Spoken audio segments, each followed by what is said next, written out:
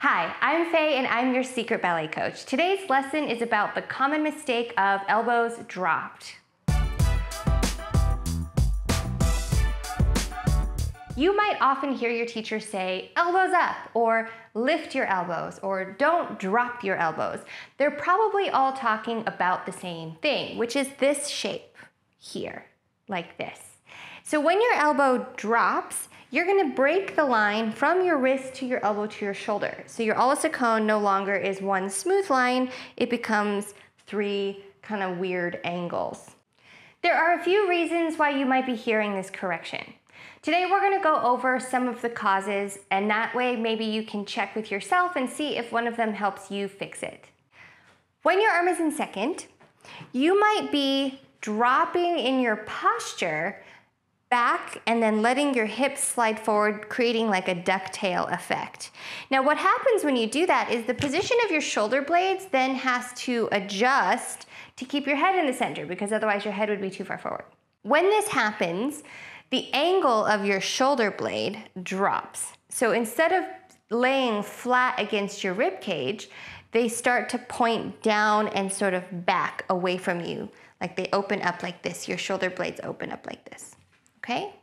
So one thing you could check is that you're really engaging your core muscles to keep your pelvis straight and dropping those ribs down in the front so that your lower back is long and that your shoulders, ribs, and hips are all in one line. That way when your arm is in second, you want to lay your shoulder blades flat against your rib cage and press your ribs down and in against it. It's like you're kind of compressing yourself towards the center. From there, the angle of your elbow should stay nice and level. So that's one thing you can check. Are you sinking in your back and lengthening out like ducktail, dropping your hips forward? Or are you long and centered and able to keep your shoulder blade flat against your rib cage? So that's number one. Number two, it could be the actual alignment of your arm itself. This is a very tricky position to hold because your lower arm has one rotation and your upper arm has an opposite rotation, and your job is actually to hold those two positions simultaneously. So let's go over what those are. Your lower arm is going to be trying to rotate up like your palm is trying to see the ceiling. So your pinky finger is reaching forward and you are rotating your wrist and your hand and your lower arm forward as though you're going to turn your palm up towards the ceiling. Now, your upper arm is going to rotate the opposite direction. So your arm should be trying to rotate so that your elbow is up to face the ceiling. These are exaggerations, of course, but your upper arm is trying to rotate so that your elbow faces the ceiling, and then your lower arm is trying to rotate the opposite way as if your palm is going to face the ceiling. And they should hold each other balanced in the middle so that your palm is actually facing the audience, right? Not flat like this, you're still rounding your arm, but your hand, your palm of your hand should be trying to face forward. Now you can check this in the mirror by seeing if your pinky finger lines up with your elbow, lines up with your armpit. So it should all be one flat line, almost as though you were sitting with your hand or your arm resting on a table or the bar. So you want that arm to be really, really muscularly held in that opposite rotation. So your lower arm rotates up, your upper arm rotates the opposite way, and they hold each other balanced in the center. You're gonna really feel these little shoulder muscles at the top of your arm working very hard. That is normal, and that is important for you to develop that strength so that you can maintain this position for long periods of time. So that could be one reason why you're hearing that correction.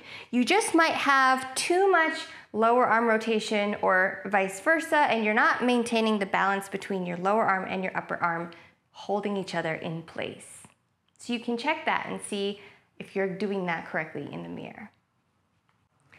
Third, another reason you might be hearing this correction is that you have placed your shoulders incorrectly. So sometimes I hear teachers say things like, pinch your shoulder blades together in the back, which is not correct. That's actually too far to the back. Your shoulder blades should be flat.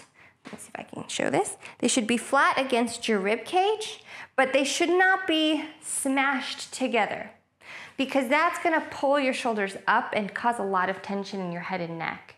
So you wanna make sure that your collarbones are trying to be really wide and that your shoulders are just trying to reach up and back. So it's like if you took the front of your shoulder head here, there's a bone in the front. You should be able to feel it if you kind of put your hand in the front of your shoulder. It's like you're trying to pick that up and set it wide and to the side of you, but you're not gonna cram your shoulder blades together in the back. That's too far. You're just lifting this up and trying to flatten that shoulder against your ribs. So if you pull your shoulder blades together, if you look at what's happening to my arms, you're gonna mess up the alignment of your elbow because it's rotating that top part of your arm too far the wrong direction. So that's something you can check too. When you have your arms in second, are you crunching those shoulder blades together or are you pulling them nice and wide apart from the center? Now this goes hand in hand with your head position. It's very common in today's world for us to have something called forward head position where our head sinks forward like this, right? And that comes from being on phones, computers, bad posture, and we just tend to drop our heads forward a lot in today's culture. So what happens when that head position gets too far forward is that your body is going to try to adjust your balance so that you don't fall forward by pulling your shoulders back so that there's a middle over your feet still. And when that happens, it's almost impossible to get those arms into a shape like a correct a la Saucony because your head and your shoulders are all angling farther apart like this instead of being upright towards the center, which makes it a little bit more difficult to feel when your arms are to the side, the placement that you want to have in your shoulders. Now, fourth, you might be locking down really, really hard in your armpits. So I notice this a lot with dancers who are just finishing their growth spurt. And I think sometimes it doesn't just apply to them, but sometimes it happens during that phase of growing where you're not used to your height yet. You're still adjusting to your new height, which is always hard on so many levels. But what I see happen sometimes is that they actually lock down in their armpits. I also see this sometimes with students who are really challenging themselves. So they're taking maybe a class that's a level above what they normally take and they're trying something difficult and new. And the tension of trying to control that movement will come out into their armpits. So they actually like lock down, almost like they're gonna close off the space in their armpit. And what happens when you do that is you slope these shoulders down and forward. The tension underneath draws everything down.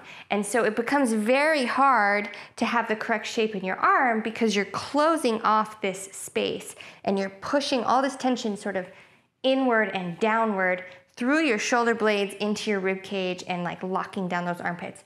So I always try to remind students that you should have space in your armpits.